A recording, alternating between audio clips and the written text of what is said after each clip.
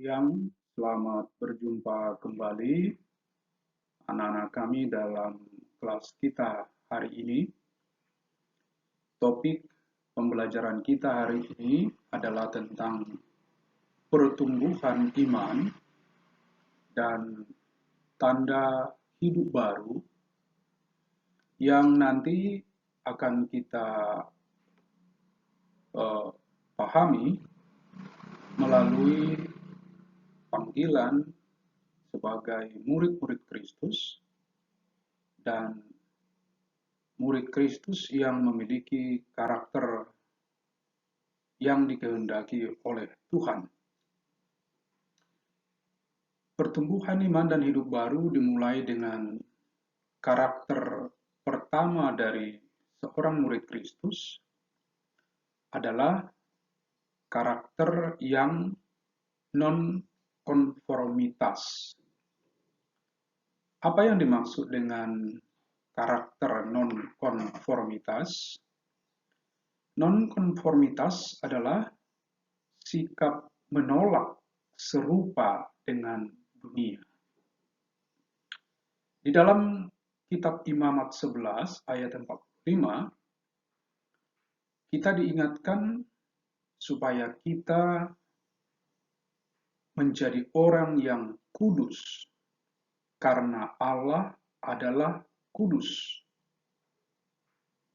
Jadilah kudus, sebab aku ini kudus. Demikian dicatat di Imamat 11 ayat 45. Demikian juga di 1 Petrus 1 ayat 15-16 dapat disimpulkan bahwa Tuhan berkehendak supaya kita menjadi orang-orang yang kudus, karena Allah sendiri adalah kudus. Ada tantangan tren kontemporer yang harus kita hadapi sebagai murid-murid Kristus. Tantangan pertama itu adalah tantangan pluralisme. Pluralisme adalah pandangan penerimaan terhadap semua agama dan keyakinan. Artinya, kalau seseorang mengakui atau meyakini pandangan pluralisme, itu artinya dia menerima bahwa semua agama itu adalah benar. Tapi benarkah semua agama benar? Oleh karena itu, pluralisme menolak keunikan kekristenan dan finalitas Yesus Kristus sebagai Tuhan. Tantangan yang kedua adalah tentang materialisme. Materialisme adalah perhatian yang terlalu mengagungkan pada hal-hal yang bersifat bendawi, sehingga dengan demikian menghambat pertumbuhan rohani seseorang. Materialisme menjadikan kepemilikan harta benda, uang, dan kekayaan-kekayaan yang bersifat material sebagai tujuan hidup. Tentu kita tidak dilarang untuk menjadi kaya misalnya, tetapi menjadikan kekayaan dalam kerangka materialisme, tentu kita telah gagal memenuhi panggilan tujuan hidup kita di dalam Kristus. Tantangan yang berikutnya adalah apa yang disebut dengan relativisme etika. Relativisme etika adalah pandangan yang menekankan tidak adanya standar objektif terhadap penilaian moral, baik buruknya tindakan atau perilaku seseorang. Jadi relativisme etika mengizinkan misalnya praktek poligami, homoseksual, kohabitasi, kumpul kebo, mengizinkan aborsi dilakukan dengan sesuka hati, dan lain sebagainya. Tantangan yang berikutnya adalah narsisme. Narsisme adalah cinta terhadap diri secara berlebihan dan penghargaan pada diri secara tak terbatas. Tentu mencintai diri, mengasihi diri itu adalah merupakan hal yang penting bagi setiap orang, termasuk bagi kita orang-orang percaya kepada Tuhan. Tetapi ketika mencintai diri itu masuk pada paham narsisme, maka itu hanya menitik beratkan hanya pada kebutuhan kemanusiaan saja dan aktualisasi diri yang berlebihan, sehingga diri sendiri dalam konsep narsisme bisa menjadi seperti Tuhan, mempertuhankan diri sendiri. Jadi apa tanggapan pemikiran atau teologi Kristen tentang 4 tantangan di atas? Kita harus menghadapi semua persoalan yang disebutkan tadi, yang disebut sebagai tren kontemporer, dengan mengatakan bahwa kekristenan sangat berbeda dari agama-agama lain. Oleh karena itu, kita tentu tidak sepakat sepenuhnya tentang pluralisme yang disebutkan di atas tadi. Sebab Yesus Kristus satu-satunya Allah yang menjadi manusia. Yesus Kristus satu-satunya manusia yang mati untuk menebus dosa dan satu-satunya manusia yang bangkit dari kubur menaklukkan kematian. Yesus Kristus bukan hanya seorang tokoh agung, tetapi ia adalah yang satu-satunya, tanpa pesaing dan pengganti. Sehingga sekali lagi kita tidak menerima sepenuh-penuhnya pluralisme yang disebutkan di atas tadi. Yesus Kristus dan Alkitab memperingatkan kita bahaya ketamakan, mencintai uang, menyimpan dan menimbun harta. Yesus Kristus menampilkan gaya hidup sederhana, dan Alkitab mengajarkan kemurahan hati dan rasa puas diri, rasa cukup pada semua kita yang percaya kepada Tuhan.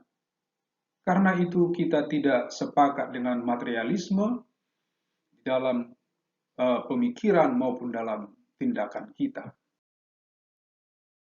Yesus Kristus mengajarkan dan meneladankan standar hidup yang menekankan pentingnya etika hidup dan topangan moralitas. Karena itu kita menolak tadi tren kontemporer yang disebut dengan relativisme etika, bahwa tidak adanya alat ukur objektif terhadap perilaku baik buruk setiap orang.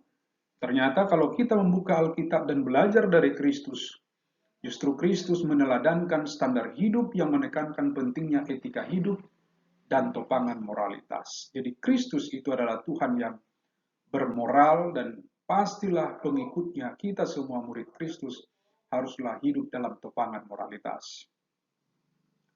Yesus Kristus mengajarkan tentang ikatan pernikahan. Dan di Alkitab diingatkan yang dipersatukan tidak boleh diceraikan.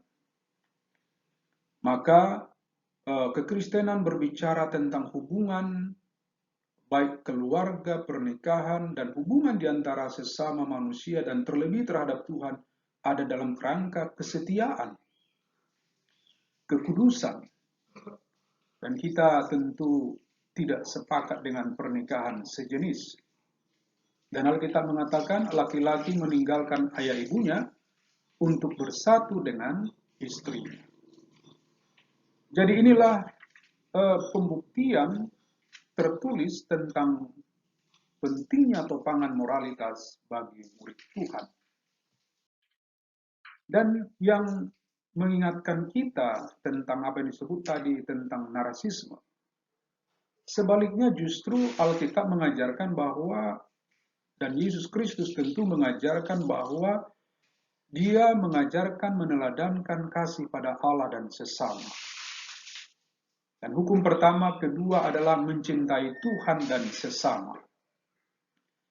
Jadi tidak ada hukum yang ketiga, yaitu mencintai diri secara berlebihan atau narsisme.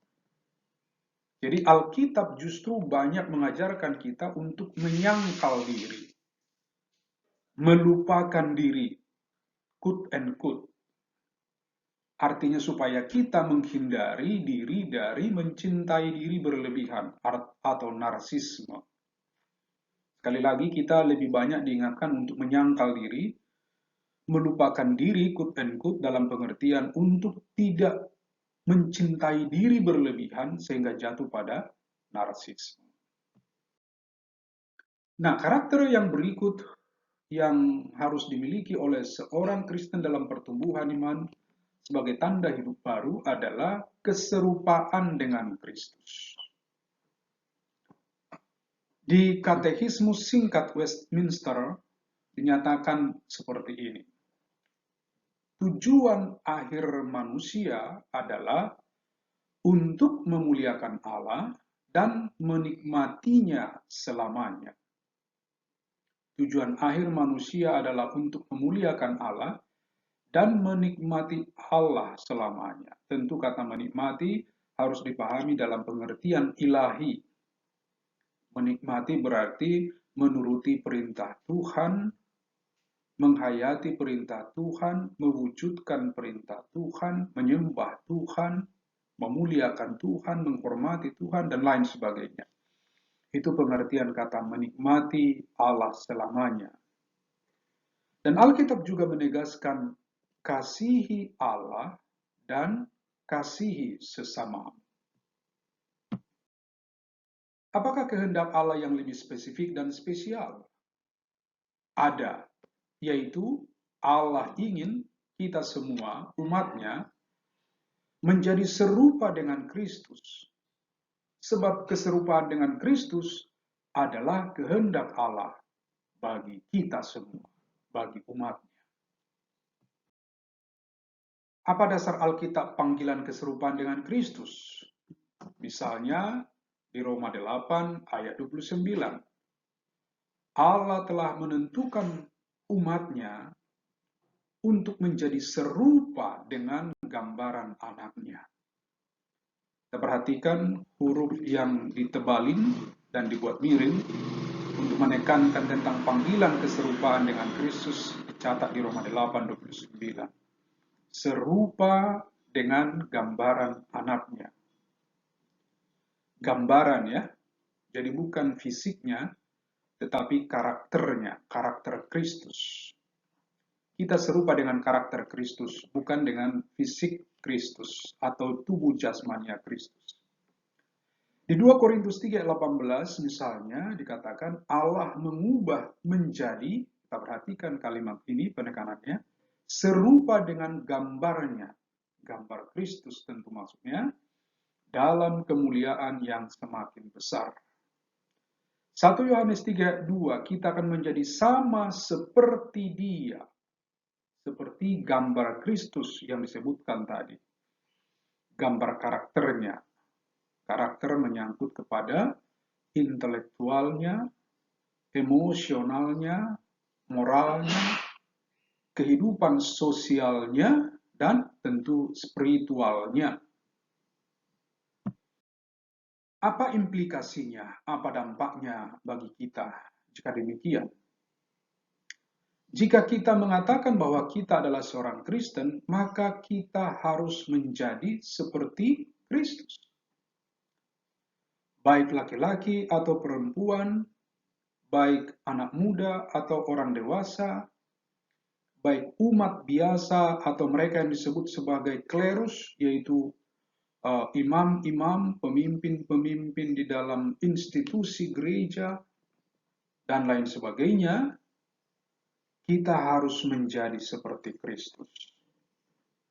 Jadi bukan hanya yang disebut pelayan atau pejabat gereja, tokoh-tokoh iman yang disebut harus menjadi seperti Kristus. Tapi semua orang yang percaya kepada Kristus tanpa terkecuali, yang menyebut diri Kristen, kita harus menjadi seperti Kristus, seperti gambarannya yang disebutkan tadi. 1 Yohanes 2 ayat 6, Barang siapa mengatakan bahwa ia ada di dalam Dia, di dalam Kristus tentunya, ia wajib hidup sama seperti Kristus telah hidup.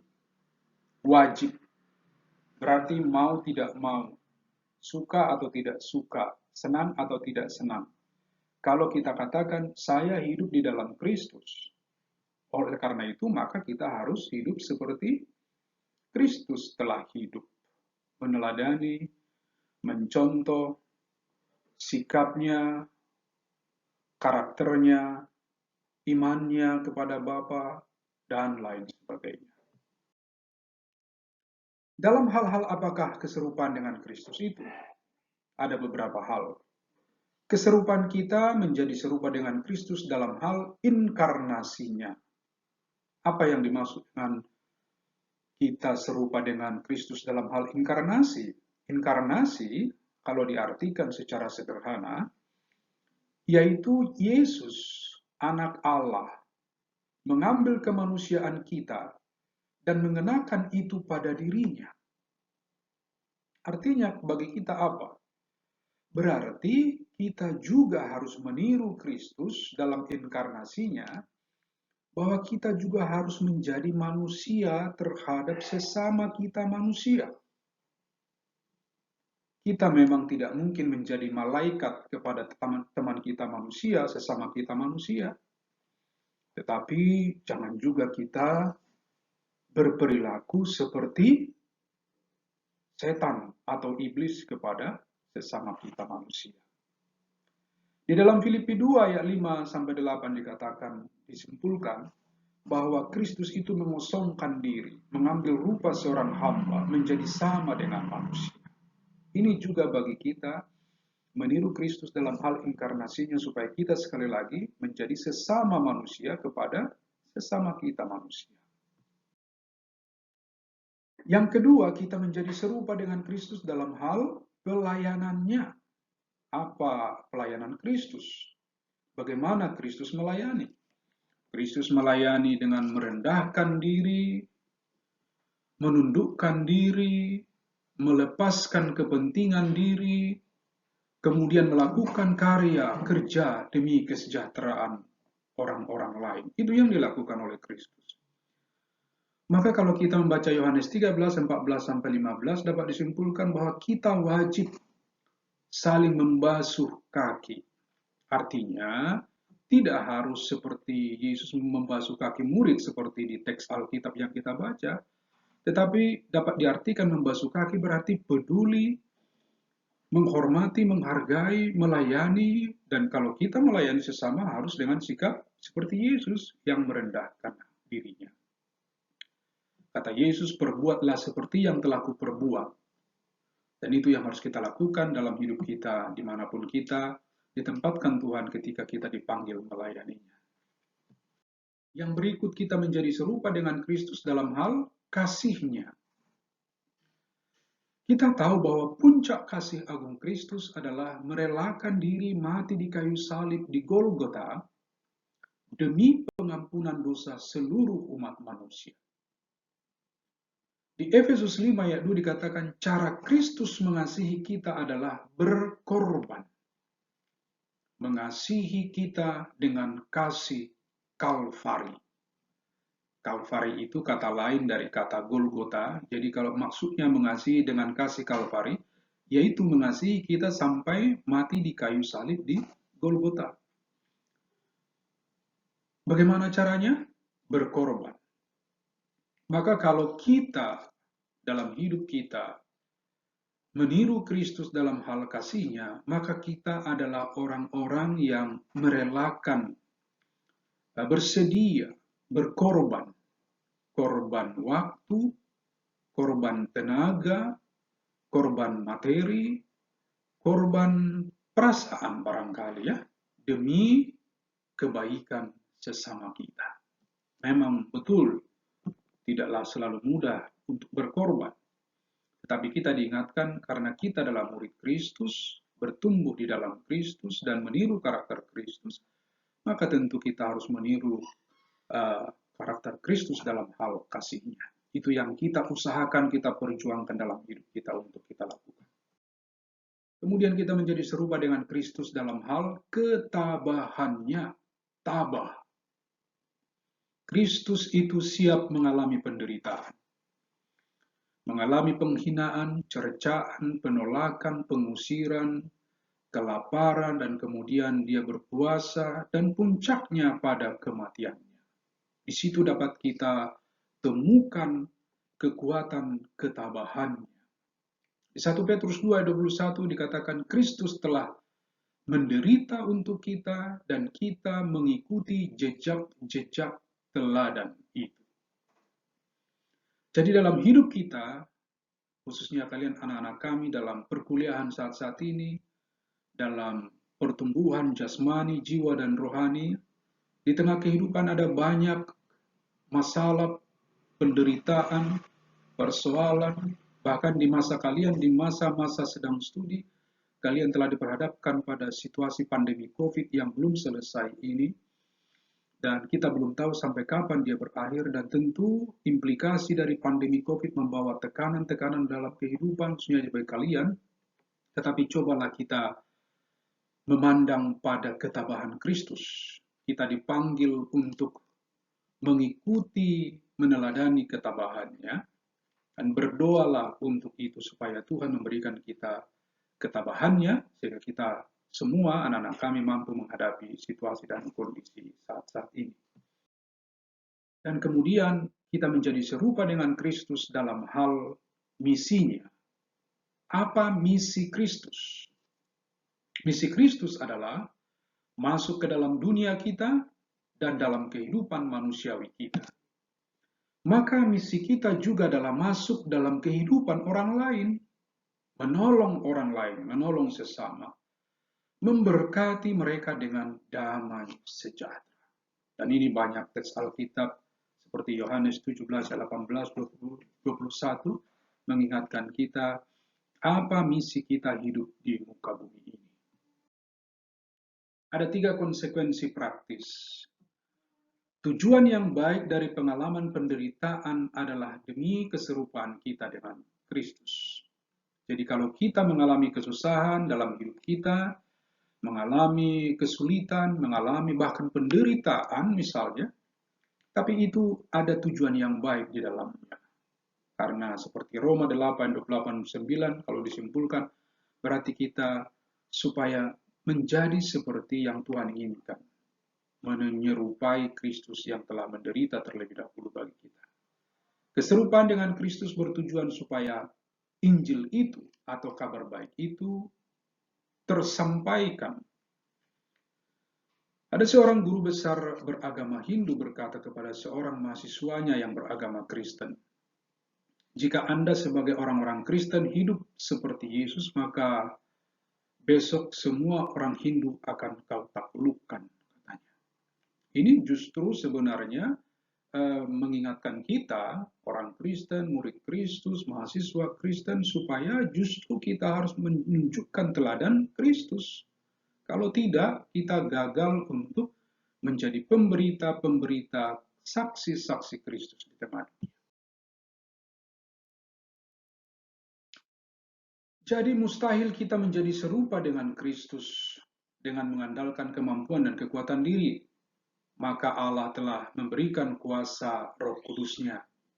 Oleh karena itu kita selalu minta kepada Tuhan supaya kuasa Roh Kudus-Nya memberi bimbingan, tuntunan, pimpinan, dan penyertaannya bagi kita untuk mewujudkan diri dalam pertumbuhan iman dan kehidupan yang baru meniru Kristus, sehingga kita semua menampilkan diri sebagai saksi-saksi Kristus.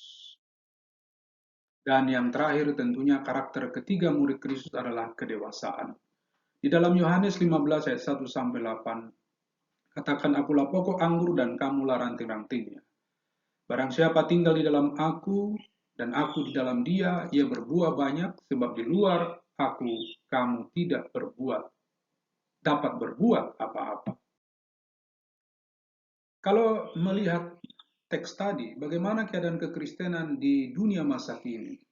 Katakanlah di era kita sekarang, di era milenial, di era kalian semua. Jadi memang ada gereja yang bertumbuh dalam hal jumlah. Tetapi masalah besarnya adalah kurangnya kekudusan dan integritas diri atau kejujuran di dalam kehidupan banyak orang di tengah gereja. Ada juga pendeta yang mengeluh bahwa yang bertambah di gereja yang dilayani adalah angka-angka, katanya, statistik. Tetapi pengajaran yang mendalam tidak ada. Jadi ini mengingatkan kita betapa pentingnya kita terus belajar tentang kebenaran di dalam firman Tuhan, dan kebenaran itu tentu mendalam, bukan? Bukan pengajaran yang sesuatu yang instan, tetapi dia mendalam. Oleh karena itu, Bapak mengingatkan kalian anak-anak kami, di dalam masa-masa studi saat ini, dan kalian masih sangat fresh dalam pikiran, marilah terus berusaha untuk belajar firman Tuhan lebih mendalam lagi. Jadi yang ideal seharusnya adalah gereja yang bertumbuh secara jumlah, angka bilangan, tetapi juga sekaligus bertumbuh dalam kedewasaan iman. Jadi kesimpulan dari 3 kalimat di atas menunjukkan adanya pertumbuhan tanpa kedalaman. Jadi sekali lagi kita diingatkan, kalau kita ingin bertumbuh, maka marilah kita semua berusaha dan rela bersedia untuk masuk dalam kedalaman firman Tuhan. Jadi jangan senang, jangan puas dengan kedangkalan dalam kekristenan, ya. Apa tanda-tanda atau semacam indikator pertumbuhan dengan kedalaman adalah adanya kedewasaan iman dan menunjukkan iman itu dan kasih itu dari diri seorang murid Kristus. Nah, apa yang dimaksud dengan kedewasaan Kristen? Tentu kita mengetahui ada kedewasaan fisik, dan itu penting. Ada kedewasaan intelektual, itu juga penting. Ada kedewasaan moral, itu juga penting. Ada kedewasaan emosional, itu juga penting. Tetapi keempat hal ini dapat diukur dari kedewasaan spiritual atau kedewasaan rohani. Dan sebenarnya justru inilah puncaknya, ya. Ukuran tertinggi dari kedewasaan fisik, intelektual, moral, emosional itu justru adalah kedewasaan spiritual. Dalam Kolose 1:8 dikatakan, dialah atau Kristus yang kami beritakan, apabila tiap-tiap orang kami nasihati dan tiap-tiap orang kami ajari dalam segala hikmat, untuk memimpin tiap-tiap orang kepada kesempurnaan, kepada kedewasaan di dalam Kristus. Jadi pada akhirnya spiritualitas kita tertinggi adalah kedewasaan di dalam Kristus. Nah, bagaimana orang-orang Kristen menjadi dewasa? Kedewasaan rohani adalah kedewasaan di dalam Kristus tentunya, yakni memilih sebuah hubungan yang dewasa dengan Kristus. Yohanes 15 ayat 1-8 dikatakan, di dalam Kristus. Berarti kita terhubung dengannya secara pribadi dalam penyembahan, iman, kasih, dan kepatuhan kepadanya. Kristus yang autentik hanya dapat ditemukan dalam Alkitab. Alkitab penuh dengan gambaran Kristus, seperti dikatakan Yohanes di 5 ayat 39. Seorang bapak gereja yang bernama Jerome menuliskan bahwa kalau kita mengabaikan kitab suci, Alkitab, artinya kita tidak mau belajar dari Alkitab, tidak mau masuk ke dalam kedalaman kebenaran firman Tuhan, berarti kita mengabaikan Kristus sebenarnya.